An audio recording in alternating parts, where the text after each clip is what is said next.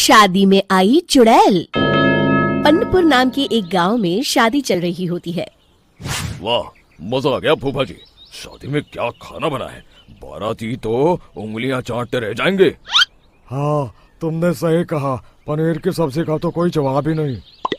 दूसरी तरफ पंडित जी फेरों की तैयारी कर रहे होते हैं कि तभी वहाँ एक चुड़ैल आ जाती है। अरे मर गया रे, ये चुड़ैल यहाँ क्या कर रही है? अरे दिवाकर जी, ये आपकी कौन सी रिश्तेदार है?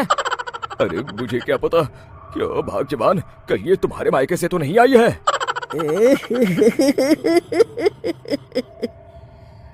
तुम लोगों की इस गांव में बारात लाने की हिम्मत कैसे हुई?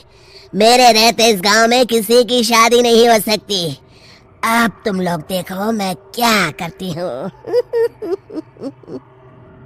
अरे मर गया रे, मैंने सुना है ये जबान की पक्की है। भागो रे भागो, वरना ये चुड़ैल किसी को नहीं छोड़ेगी। हाँ, तुम सही कहते हो मोहन भाई, यहाँ से भाग लेने में ही हम सबकी भलाई है। देखते ही देखते शादी के मंडप में भगदड़ मच जाती है और चुड़ैल सब कुछ उजाड़ कर रख देती है।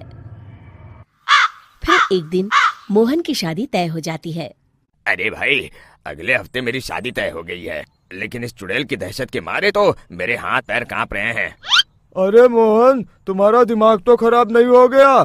तुम अपने साथ साथ हम सब गांव वालों को भी बलि का बकरा बनाना चाहते हो? उस चुड़ैल के रहते तुमने अपनी शादी के बारे में सोच भी कैसे लिया? देखो गोपाल, डर तो मुझे भी लग रहा है, लेकिन उस चुड़ैल के डर से मैं जिंदगी भर कुंवारा तो नहीं रह सकता। तभी वहाँ मोहन के होने वाले ससुर आ जाते हैं। अरे ससुर जी, आप? देखो, अब तक मैं तुम्हारा ससुर बना नहीं हूँ और शायद बनूंगा भी नहीं। ये आप क्या कह रहे हैं? मैंने तो शादी का कोड भी सिलवा लिया है। मैं अपनी बेटी की शादी किसी अच्छे गांव में कराना चाहता हूँ। तुम्हारा गांव तो भूतिया गांव है। मैं तो क्या, अब तो कोई भी अपनी लड़की इस गांव वालों को नहीं देगा। इस तरह चुड़ैल के डर से उस गांव में किसी की भी शादी नहीं हो पाती। फिर एक दिन गांव के जमींदार अपनी बेटी की शादी करने का विचार करते हैं, लेकिन चुड़ैल के डर से उनकी भी हिम्मत जवाब दे देती है। अगर मेरी बेटी की शादी तय समय से नहीं हुई तो मेरी नाक कट जाएगी। मुझे कुछ करना ही होगा। एक सलाहकार के कहने पर जमींदार काशी से एक बहुत ही नामी तांत्रिक को अपने घर बुलवाते हैं, जो भूत चुड़ैल को पकड़ने में माहिर माना जाता था। जमींदार साहब, आप चिंता मत करिए। इस गांव की सीमा में प्रवेश करते ही मुझे उस चुड़ैल के बारे में सब पता चल गया था। आप उसे जल्दी से जल्दी कैद कर लीजिए ताकि मैं अपनी बेटी की शादी कर सकूं। जब वो चुड़ैल एक इंसान थी, तब ठीक उसकी शादी करने वाले दिन ही उसकी और उसके होने वाले पति की एक दुर्घटना में मौत हो गई थी। उसका होने वाला पति आज भी भूत बनकर जंगल में भटकता है। इसलिए जब तक चुड़ैल की शादी नहीं हो जाएगी, वो किसी और की भी शादी नहीं होने देगी। ये आप क्या कह रहे हैं? अगर वो भूत भी हमारे गांव में आ गया तब हमारा क्या होगा? यह आदमी बीच में बहुत बोलता है, इसे बाहर निकालो।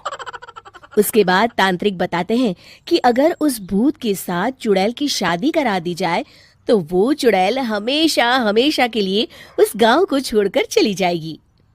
जमींदार साहब, आप अपनी बेटी की शादी की तैयारी शुरू कर दीजिए। मैं कुछ गांव वालों को अपने साथ लेकर उस भूत को ढूंढने जंगल की ओर जाता हूँ। इस तरह जमींदार निश्चित होकर अपनी बेटी की शादी करवाने लगते हैं, लेकिन तभी वहाँ चुड़ैल आ जाती है। मैंने तुम गांव वालों को समझाया था ना कि इस गांव में कभी कोई शादी नहीं करेगा। लगता है तुम लोग मुझे हल्के में ले रहे हो। चुड़ैल जमींदार की बेटी को उठा लेती है। अब देखती हूँ बिना दुल्हन के तुम लोग शादी कैसे करोगे। मैं इसे अपने साथ ले जा रही हूँ। छोड़ मुझे, पिताजी, मुझे बचाइए। अरे कोई मेरी बेटी को बचाओ। तभी तांत्रिक उस भूत को लेकर वहां पहुंचता है। अरे भाग्यवान, रुको, इन मासूमों को परेशान मत करो, मैं आ गया हूँ। अब तुम मेरे साथ चलो। चुड़ैल बहुत खुश हो जाती है। आप आ गए, चलिए अब हम मंदिर में चलकर शादी कर लेते हैं। अरे अरे, ये क्या कह रही हो? मंदिर में जाके दोबारा मरना है क्या? चलो, आज से हम जंगल में रहेंगे। चुड़ैल चली गई, अब मेरी शादी हो जाएगी। इस तरह सभी गांव वाले खुशी से झूमने लगते हैं।